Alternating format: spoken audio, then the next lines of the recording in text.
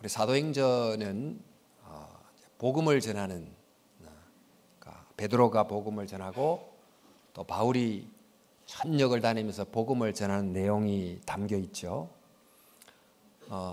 유대인 회당에서 유대인들에게 성경을 풀어 가르치고 또 비유대인들에게는 장터와 광장에서 복음을 전하면서 모든 곳에 이제 복음을 전했습니다.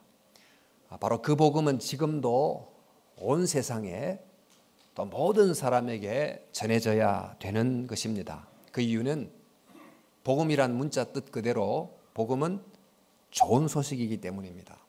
정말 좋은 소식이기 때문입니다.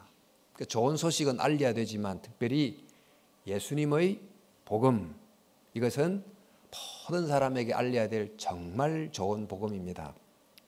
그런데 이게 좋은 복음, 좋은 소식이지만 이 복음이 곳곳에서 늘 환영을 받기만 한 것은 아닙니다. 때로는 배척당하고 또 거부당하고 오해를 받기도 하고 또 아주 하찮은 일로 여겨지기도 했습니다. 그 이유는 복음이 왜 좋은 소식인지, 이 복음 속에 어떤 내용이 담겨 있는지를 제대로 알지 못했기 때문입니다. 그러나 복음에 어떤 좋은 내용이 담겨 있는지를 제대로 알고 영접한 사람들은 이 복음 안에 나를 구원하시는 하나님의 능력이 있다는 것을 체험을 하게 됩니다. 우리 로마서 1장 16절, 복음은 모든 믿는 자에게 구원을 주시는 하나님의 능력이다.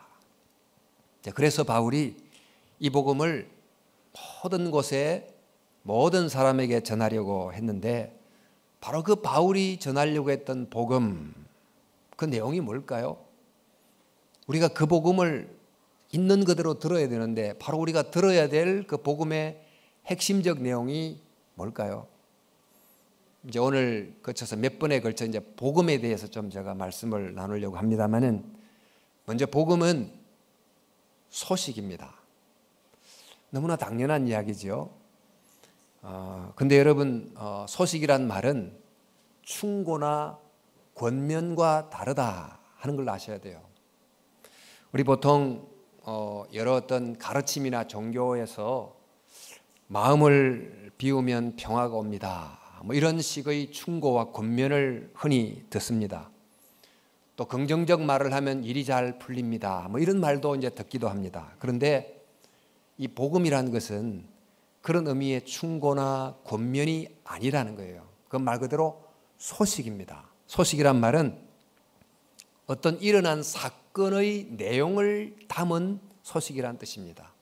예를 들면 이제 우리 자녀가 회사에 취직했다는 한 사건, 또 우리 가족의 병이 나았다는 어떤 사건, 또 우리의 친척 중에 자녀를 갖게 되었다는 어떤 사건의 내용을 전하는 것이 바로 복음입니다. 이처럼 이미 일어난 어떤 사건을 전한다고 하는 것은 그 일어난 사건이 앞으로 만들, 일어날 일에 대한 내용을 그 속에 담고 있습니다. 회사에 취직했다고 하는 이 소식은 앞으로 회사원으로 살아갈 미래의 삶을 그 내용 속에 당연히 담고 있지 않겠습니까? 근데 이제 이렇게 일어난 어떤 소식은 그 일로 인해서 생길 미래의 어떤 내용을 그 속에 담고 있는데, 그렇다면 이 미래에 일어날 일을 준비하면서 지금 현재 무엇을 해야 되는가 하는 생각까지도 그 속에 담고 있다는 것입니다. 예를 들어 아이가 생겼다고 그러면 그 부모가 돼서 살아갈 그 내일을 오늘 어떻게 준비해서 살아가야, 뭘 준비해야 되나, 이런 걸 생각해야 되는 것과 같다는 뜻입니다. 이처럼 이제 복음은 말 그대로 소식인데, 소식은 이미 일어난 사건에 대한 내용이나 그 속에는 그 사건으로 인해 앞으로 일어나게 될 내용을 포함하고 있고, 또 이미 일어난 사건과 그로 인해서 일어날 미래의 사건 사이에 오늘 어떻게 살아야 되는지를 생각하는 내용까지를 담고 있다. 이게 바로 소식의 특징입니다. 소식이다. 자, 이런 이제 복음은 소식이다, 좋은 소식이라는 이 단어가 좀 공적 용어로 사용됐던 때가 바로 예수님 당시 로마 시대였습니다. 그 유앙겔리온, 그 유란 말이 좋다, 겔리온이 복음 소식이다 이런 뜻인데, 바로 이런 좋은 소식이라고 로마에 의해서 공적으로 그 제국에 이렇게 알려졌던 내용이 있습니다. 그건 주로 로마의 일, 또 황제와 관련된 일이 그렇게 사용이 됐습니다. 예를 들면 로마가 전쟁에서 이겼습니다. 또 로마의 황제가 등극했습니다. 뭐 이런 내용의 소식이 좋은 소식이라고 알려지게 됐습니다. 그런데 이 좋은 소식이 좀 가장 처음 쓰였던 상황은 이런 상황입니다. 우리가 이제 로마의 역사를 간단히 알다시피 시저가 암살을 당하죠. 그 블루투스와 카시우스의 암살을 당했는데, 바로 그 암살범을 처리하기 위해서 그 시저의 양자 옥타비아누스, 또 아주 절친인 안토니우스 두 사람이 정말 함께 힘을 모아서 암살범을 처치를 합니다.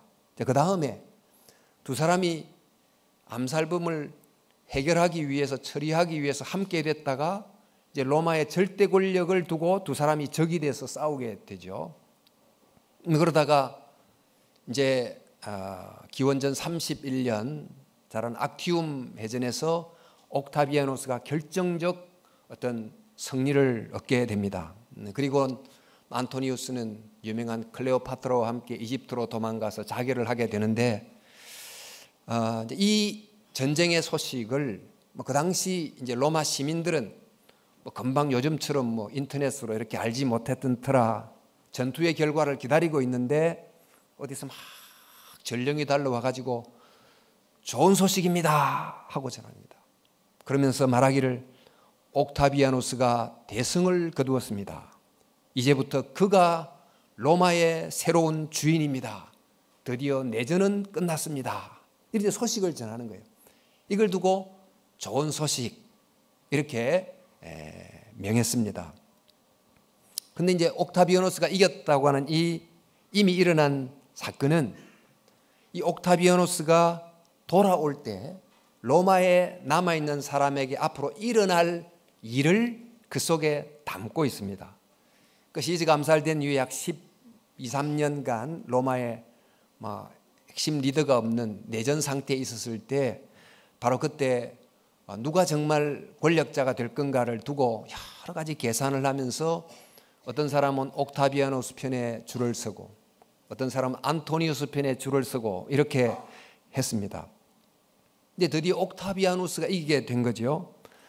그러자 그 사람의 승리란 사건은 앞으로 옥타비아누스 편에 섰던 사람에게는 포상이 주어지는 미래가 기다리고 있고, 그렇지 않는 사람에게는 정말 제거와 축출이란 어떤 사건이 있을 수도 있는 그런 소식이었습니다. 그러니까 이 과거의 사건은 앞으로 일어날 미래의 사건을 그 속에 담고 있었다, 이렇게 말할 수 있겠죠. 이제 그 옥타비아누스가 결정적 승리를 얻었지만, 자신의 승리를 공고하게 하기 위해서 그 애굽을 로마 제국에 편입시키려고 전쟁터에 한 2년 정도 더 머뭅니다. 그리고는 드디어 이제 한 2년 뒤에 금이환양 개선 장군으로 로마에 입성을 하게 될 건데, 바로 그 이미 일어난 승리와 앞으로 돌아올 그 미래의 사건 그 사이의 시간을 로마 시민 사람들은 어쨌든지 옥타비아누스를 위해서 공을 하나라도 더 세워가지고 좀 포상을 받으려고 하면서 그 2년을 보내게 된다는 것입니다. 이처럼 이 소식이라는 것은 거듭 말씀했지만 이미 일어난 일, 그리고 그 일어난 일이 만들 미래의 일, 그리고 그 일 사이에 지금 현재 무슨 일을 해야 되는지를 다 포함하는 내용을 담은 소식, 이게 바로 소식의 특징이라는 것입니다. 그러므로 이 소식이라는 것은 들으면 좋고 안 들어도 큰 상관이 없는 어떤 잠언 같은 것, 충고 같은 이런 내용이 아니라는 거예요. 원튼 원치 않든 간에 이 일어난 사건은 로마에 사는 사람들에게 반드시 어떤 형태로 영향을 미치는 사건이라는 거예요. 그러므로 이 사건 앞에서 내가 어떤 태도를 취할 것인지, 누구의 편에 서는 입장을 취할 것인지를 보여야 되는 것입니다. 근데 여러분, 이제 바울이 전한 복음도 이와 같습니다. 바울이 전한 복음에는 예수님이 가르쳤던 여러 가르침도 들어있지만은 그 핵심은 뭐냐면 예수님에 관하여 일어난 일을 알리는 것입니다. 예수님에 관해서 일어난 일이 어떤 일입니까? 예수님이 십자가에 죽으셨습니다. 그런데 죽으신 분이 다시 살아나셨습니다. 이런 아주 특별한 사건을 사도 바울이 전하는 것입니다. 그런데 이 예수님의 십자가와 부활이라는 이 사건은 그냥 지나가는 사건이 아닙니다. 여러분, 옥타비아누스의 승리는 로마에 사는 거의 모든 사람들에게 어떤 형태로든지 영향을 미치는 중요한 사건이었다면, 예수님의 십자가에 죽고 부활한 이 사건은 세상 모든 사람들에게 어떤 형태로든지 영향을 미치는 매우 중요한 사건이 되는 것입니다. 그리고 이 예수님의 이 죽으심과 부활, 이 과거의 사건은 이 부활하신 주님이 이제 이 세상의 왕과 주가 되어서 다시 세상에 돌아오실 그 미래적 사건을 이미 그 속에 포함하고 있어요. 자, 그렇다면 지금 저희들은 다시 오실 그 미래의 순간까지 지금 여기서 무엇을 하고 그 미래를 준비해야 될지를 생각하게 하는 것입니다. 따라서 예수님에 관한 이 소식은 우리 앞서 로마 이야기도 했지만 이건 그저 들어도 되고 안 들어도 되는 그런 내용이 아니다. 이것은 반드시 들어야 되는 매우 중요하고 특별한 사건이라는 것을 알아야 되는 것입니다. 이제 며칠 전에 강원도에서 산불이 났습니다마는 불이 났다고 하는 이 사건은 그 부근에 사는 사람들은 반드시 들어야 되지 않습니까? 그래야 어떤 형태로든지 액션을 취해가지고 피해를 줄이고 하는 것입니다. 자, 이제 복음은 뭐냐? 복음은 첫 번째로 소식이다. 이건 충고가 아니고 소식이다. 반드시 이것은 들어야 되는 한 사건에 관한 소식이다. 이게 이제 첫 번째 내용이에요. 복음은 소식이다. 그렇다면 복음은 소식인데 두 번째는 복음은 좋은 소식이에요. 그런데 이 어떤 사건이 좋은 사건인지 그렇지 않은 사건인지를 우리가 어떻게 판단할 수 있습니까? 이것을 판단하려면 지금 당장 이 순간에는 잘 알 수가 없습니다. 이 사건의 좋고 나쁨을 제대로 알려면 상당히 긴 안목에서 봐야 돼요. 지금 이 순간에는 좋은 사건이 내일의 불행의 씨앗이 될 수도 있고, 지금 이 순간의 불행이 내일의 행복의 시초가 될 수도 있는 것입니다. 또한 이 어떤 사건은 우리 인간의 관점도 중요하지만 하나님의 관점에서는 어떤가, 이것까지도 포함해서 판단할 때 이것이 정말 좋은 소식인지 아닌지를 제대로 평가할 수 있게 될 것입니다. 자, 여러분, 이런 예를 한번 들어볼까요?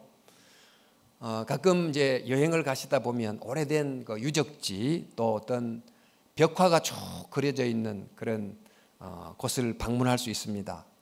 세월이 하도 지나다 보니까 벽에 쭉 새겨진 그 벽화에 한 부분은 비교적 이렇게 볼 수 있을 정도로 이렇게 그림이 살아있지만 그 앞과 뒤는 막 희미해져 있는 그런 경우가 있잖아요. 근데 보니까 벽화의 한 중간 부분쯤에 많은 여인들이 함께 모여서 쭉 걸어가는 장면이 이렇게 새겨져 있는 거죠. 그런데 이제 앞과 뒤에 그림이 희미하다 보니까 이 행렬이 뭘 의미하는가? 이 행렬이 결혼식 가는 행렬인가? 장례식 가는 행렬인가? 아니면 왕이 입성하는 것을 맞이하러 가는 행렬인가를 제대로 알 수가 없는 거예요. 드디어 이제 과학적으로 막 이렇게 조치를 잘해서 그 희미해진 벽화를 잘 복원을 하고 보니까 이 앞부분에는 왕도 그려져 있고 뒤에는 군인도 있고, 그러니까 이것은 왕의 입성을 환영하는 행렬이구나, 이걸 알 수 있게 되는 거죠. 그러니까 어떤 한 사건도 그 사건에 일어난 전과 후를 잘 고려했을 때 비로소 그 사건의 의미를 충분히 알 수 있는 것입니다. 우리가 어떤 사람의 말을 들을 때도 그 사람의 말의 앞뒤를 다 잘라내면 그 의도를 제대로 알 수가 없고 맥락 속에서 비로소 알 수 있는 것과 똑같은 것이 되겠습니다. 그래서 어떤 한 사건을 제대로 알려면 반드시 그 사건의 전후를 충분히 살피고 또 아주 길고 높은 관점에서 그것을 봐야 됩니다. 자, 우리 이제 앞서서 그 로마의 복음, 즉 옥타비아누스의 승리가 곧 좋은 소식이다, 이렇게 제국의 공적 복음으로 이렇게 선포를 했다는 것을 들었습니다. 그런데 과연 그 황제의 승리가 모든 로마 사람들에게 좋은 소식이 됐을까요? 우리 앞에서도 언급했지만 로마의 내전 기간 동안에 그 옥타비아누스 편에 선 사람에게는 이건 정말 좋은 소식이지만은 그 반대편에 선 사람에게는 좋은 소식이 될 수가 없습니다. 그런가 하면 또 이 옥타비아누스의 승리를 통해서 로마의 내전이 끝나고 드디어 힘을 이제 분산시키지 않고 로마가 힘을 중앙으로 결집시키고 더 강력한 힘을 가진 나라가 되잖아요. 그러면 로마에게는 얼마나 좋은 소식입니까? 그러나 로마의 지배를 당하고 있는 피지배국에게는 이게 좋은 소식일 수만은 없어요. 왜냐하면 그 나라의 독립이 점점점 요원해지기 때문에 그렇습니다. 더 나아가서 여러분, 이 옥타비아누스의 승리는 그들이 말하기를 이 로마의 승리는 정말 세상을 다르게 만드는 중요한 소식이다. 로마가 세상을 통치함으로 드디어 세계에 평화가 왔다. 이게 바로 굿뉴스, 이렇게 전파를 했습니다. 사실 이 로마의 통치는 이전 제국에 다스렸던 통치의 방식과 달랐기 때문에 여러 면의 차이가 있었던 것은 사실입니다만은, 그러나 무력으로, 군사력으로, 힘으로 약한 민족을 다스렸다는 점에서는 이전과 전혀 다르지 않습니다. 따라서 세상을 정말 근본부터 새롭게 하고 회복케 하려는 하나님의 그 역사, 이 창조를 본래의 위치로 되돌려 놓으시려고 하는 하나님의 그 계획, 역사라는 그 긴 흐름에서 볼 때 로마의 승리, 로마의 통치는 세상을 새롭게 하는 그런 대단히 좋은 소식은 결코 되지 못하는 것입니다. 그래서 한 사건이 정말 좋은 소식인가를 보려면 긴 흐름 속에서, 또 더 나아가서 정말 하나님의 큰 관점 속에서 볼 때 그것이 좋은 소식이냐 아니냐가 제대로 드러나는 것입니다. 어쨌건 이제 로마는 황제의 승리를, 또 로마의 세계 통치를 복음이다, 이거야말로 세상을 바꾸는, 사람을 살리는 좋은 소식이다, 이렇게 전파를 했는데, 바로 그 로마의 제국 어느 한 곳에서 이런 소리가 들리는 거야. 아니다, 세상을 바꾸고 사람을 살리는 진짜 좋은 소식이 따로 있다, 이런 소식이 들리는 거예요. 그 소식은 로마의 궁정에서 일어난 것이 아니고 로마의 저 변방에서 일어난 일이다. 세상을 새롭게 하는 정말 좋은 소식은 반역자를 십자가에 처형하는 로마의 황제를 통해서 오는 것이 아니고, 오히려 로마에서 십자가에 못 박혀 죽은 어떤 한 사람을 통해서 온다, 이런 소식이 들리는 거예요. 황제의 전쟁 승리가 세상을 변화시키는 결정적 사건이다, 이렇게 로마가 말할 때 그러지 않고 한 사람의 특별한 죽음이 세상을 새롭게 하는 진짜 결정적 사건이다 라는 소식이 들리는 것입니다. 바로 그분이 누구냐? 그가 바로 예수란 분인데, 그분이 바로 진짜 메시아다, 그분이 그리스도시다, 이런 소식을 전하는 것입니다. 여러분, 바로 이 소식을 사도 바울이 전한 거예요. 바로 이 소식을 제국에 가는 곳곳마다 유대인의 회당에서 또 이방인들의 장터와 광장에서 그 복음을 계속 전했습니다.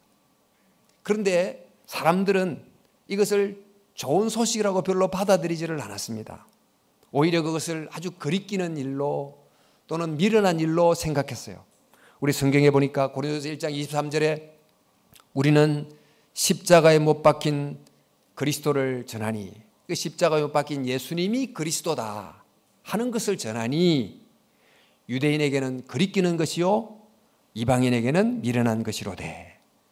그러니까 유대인들이 십자가에 달린 예수가 메시아다, 그리스도다, 이 이야기를 거리끼게 들었다, 이 말은 굉장히 불쾌한 이야기로 들었다, 그런 뜻이에요.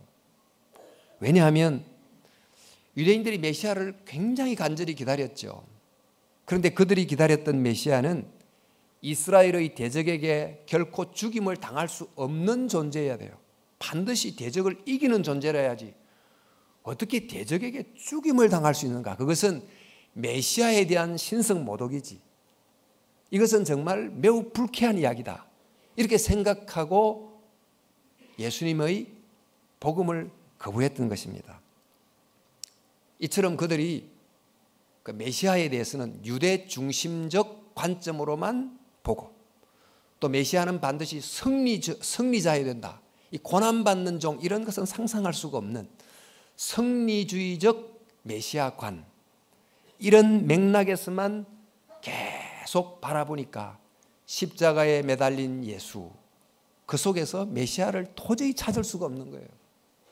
그러니까 잘못된 맥락에서 십자가에 매달린 예수님이 위치하니까 그 의미가 제대로 드러나지 않게 됐다는 것입니다. 자, 그럼 비유대인들은 어떻게 생각했을까? 그러니까 바울이 전했던 데살로니가, 고린도, 빌립보 같은 로마의 아주 중요한 도시들을 살아가는 시민들, 그들은 복음이 뭔지를 잘 들었어요. 이 복음은 뭐냐면 로마가 말하는 복음, 즉 로마가 이겼다, 황제가 등극했다, 이런 종류가 바로 복음이라고 하는 이야기를 계속해서 들으며 살아갔습니다. 그러니까 로마의 군사력, 또 황제의 힘이야말로 세계의 평화를 가져다주는 좋은 소식이라고만 생각해왔던 이들에게 십자가에 못 박혀 죽은 한 어떤 사람이 세상을 새롭게 하는 존재다, 이런 말이 이해가 되지 않는 거예요. 무슨 잠꼬대 같은 소리를 하나, 이렇게 들리는 거예요. 그래서 바울이 십자가에 죽은 자가 바로 주님이다, 왕이다, 이런 말을 했을 때 듣는 사람들이 저 양반이 여행을 하면서 너무 떼약볕에 많이 서 있어가지고 좀 정신이 이상해졌나?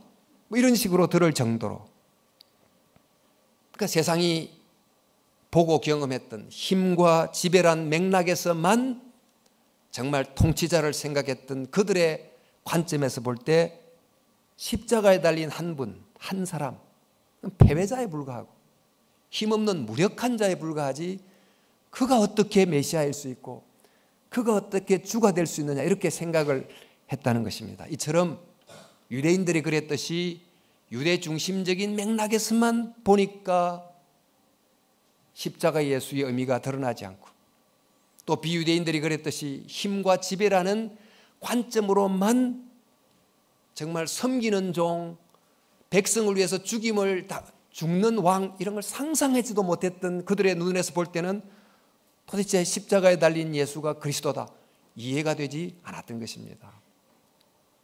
그러나 여러분, 바로 십자가에 달린 예수, 그분이 정말 메시아요 그리스도다, 이것을 알게 된 이들이 있었어요.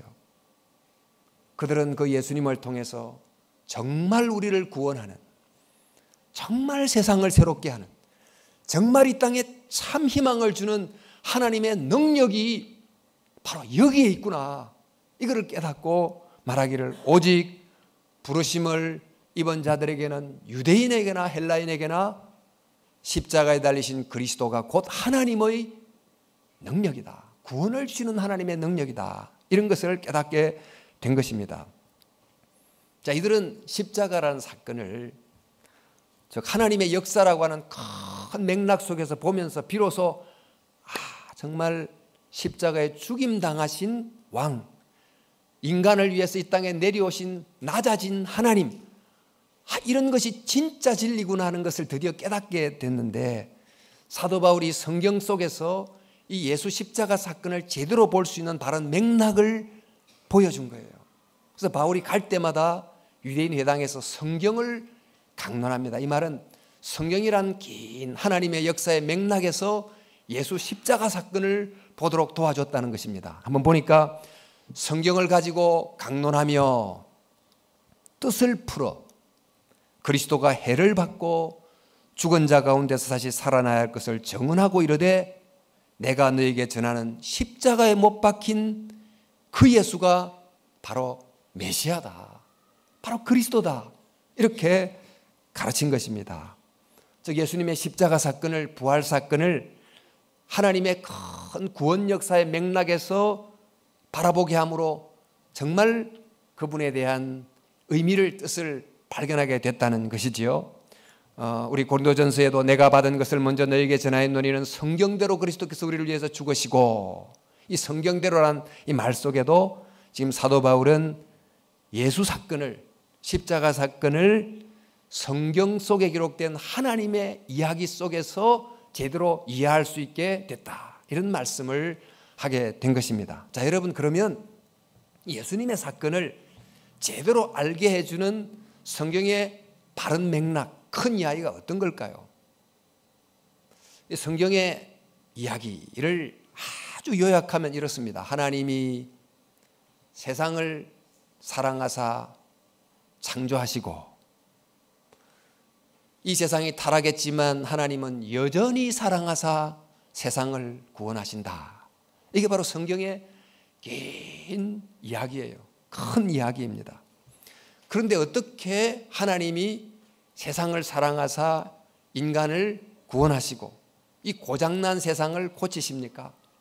그 방식을 보니까 먼저 한 사람을 택하시고, 그 택한 한 사람을 통해서 한 민족을 부르시고, 그들을 통해서 온 세상과 또 창조 세계를 구출하신다. 이것이 구약 성경의 큰 이야기예요.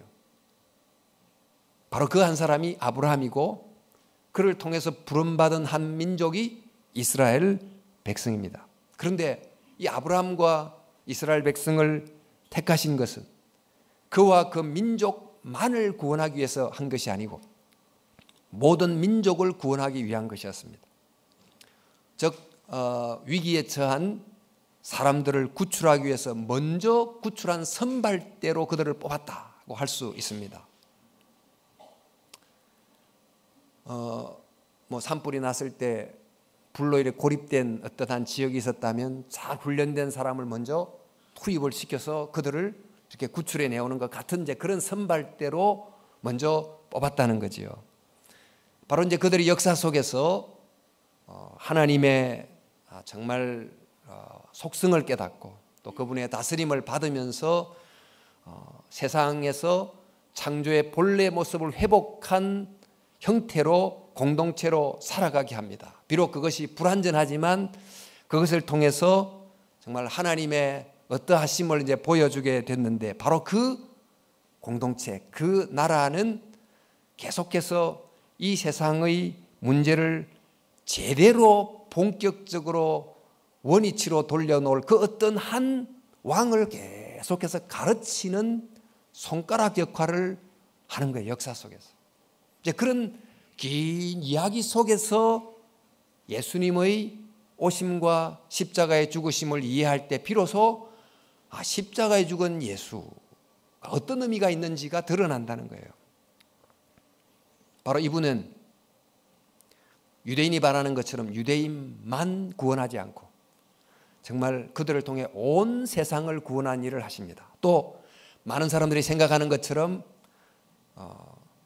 많은 다른 왕들이 가진 힘들보다 더 강력한 힘을 가짐으로, 때로는 초자연적인 힘을 가짐으로 세상을 제압하는 그런 방식으로 구원하지 않으시고, 오히려 로마의 힘과 같은 여러 다른 힘과는 성격 자체가 다른 힘을 가지고 세상을 근본적으로 구원하는 일을 하시는 거예요. 다시 말해서 이 세상에 수많은 힘들이 있지만은 악 자체를 제거하는 힘은 아무도 제대로 가지지 못했으나 예수님께서 사랑이라고 하는 힘보다 더 특별한 힘을 가지시고 악 자체를 처리해 버리시는 그런 방식으로 세상을 구원하신다. 바로 그런 분이 이 세상을 구원하기 위해서 오신다. 이것이 성경의 긴 이야기예요. 이런 이야기 틀 속에서 예수님의 십자가를 보니까 그분이 악에게 죽임당하심으로 오히려 악을 정복하시고 인간을 구원하기 위해서 하나님이 내려오시는 진정한 구원의 역사가 바로 이곳에 있구나 하는 것을 비로소 깨닫게 되는 것입니다. 여러분, 그래서 그 하나님의 바른 구원의 맥락 속에서 보니까 이 세상의 진짜 메시아, 진짜 그리스도는 누구십니까? 그것은 바로 세상의 권력도 아니고 세상의 돈도 아니고 바로 십자가에서 죽임당하신 예수 그리스도라는 것입니다. 그분이 곧 정말 이스라엘을 구출하고 이스라엘과 함께 인류를 구출하고 인류와 함께 온 창조 세계를 구출하는 놀라운 구원 역사를 행하시는 분이시다 하는 것을 깨닫게 되는 거예요. 그러니까 성경이란 바른 맥락 속에서 예수 사건이 제대로 이해가 되는 거죠. 그런데 더 나아가서 바로 그 예수님을 하나님께서 부활시키십니다. 이 말은 예수님의 십자가 사건이 악을 정복한 가장 위대한 승리다. 예수님의 십자가 사건이 세상을 새롭게 만든 가장 결정적 사건이라는 것을 하나님이 인정하시고 도장을 꽝 찍으신 거예요. 이 세상에 예수 십자가 사건만이 하나님의 긴 역사 속에서 볼 때 정말 그분이 그리스도임을 드러내고 또 부활이 곧 예수의 십자가가 곧 구원이라는 것을 인정해 주셨다 하는 것입니다. 여러분, 이게 바로 바울이 전한 복음인데 이 복음을 지금 저희들이 이 시대도 들어야 됩니다.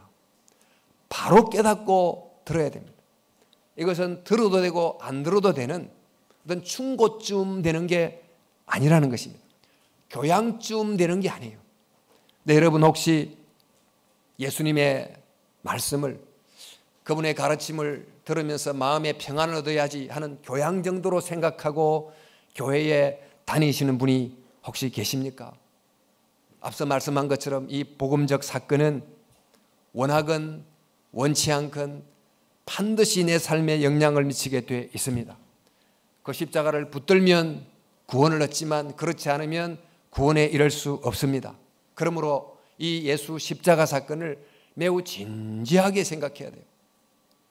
하나님을 믿는 신앙을 내 삶의 하나의 부속물처럼 여기면 안 되고 정말 무게 있게 생각해야 되는 것입니다. 지금 세상은 4차 혁명이 일어나고 있다고 합니다. 여러분이 원하건 원하지 않건 간에 조만간 여러분의 미래를 바꿀 거예요. 생활을 완전히 뒤집어 놓을 겁니다. 어떻게 해야 되는지를 지금 생각해야 됩니다. 십자가 사건도 마찬가지입니다. 이 십자가 사건을 알고 십자가의 주님을 믿느냐 믿지 않느냐가 내 미래에 결정적 영향을 미친다는 것을 기억하고 지금 여기서 내가 어떻게 해야 되는지를 생각하고 십자가의 신앙을 붙들고 살아가야 되는 줄로 믿습니다. 십자가, 하나님이 세상을 바로잡으시는 역사 속에서 가장 중요한 사건입니다. 십자가, 죄인을 구원할 수 있는 유일한 구원의 사건입니다. 십자가, 악을 정복하는, 사람 선인이든 악인이든 모든 사람 속에 있는 죄와 악을 정복하는 하나님의 유일한 구원 사건입니다. 그러므로 십자가에 달린 예수 그리스도를 나의 주님으로, 나의 그리스도로 온전히 믿고 영접하셔야 되는 것입니다. 여러분, 십자가의 복음은 소식입니다만은 좋은 소식입니다. 세상에 좋은 소식이 많지만 그 어떤 사건도 십자가에서 일어난 소식보다 더 좋은 사건은 역사 속에 존재하지 않습니다. 그 속에 하나님의 용서가 있고 그 속에 구원이 있기 때문입니다. 따라서 여러분, 세상의 어떤 것과 비교할 수 없는 최고의 좋은 소식임을 기억하고 십자가의 은혜를 찬송하며 그의 은혜 안에 들어갈 수 있기를 바랍니다. 그 은혜 안에 머물 수 있기를 바랍니다. 우리 고난주간 새벽기도 있게 되지만 정말 주님의 십자가 은혜를 묵상하며 그 은혜 안에 들어오는 축복된 시간이 될 수 있기를 소망합니다.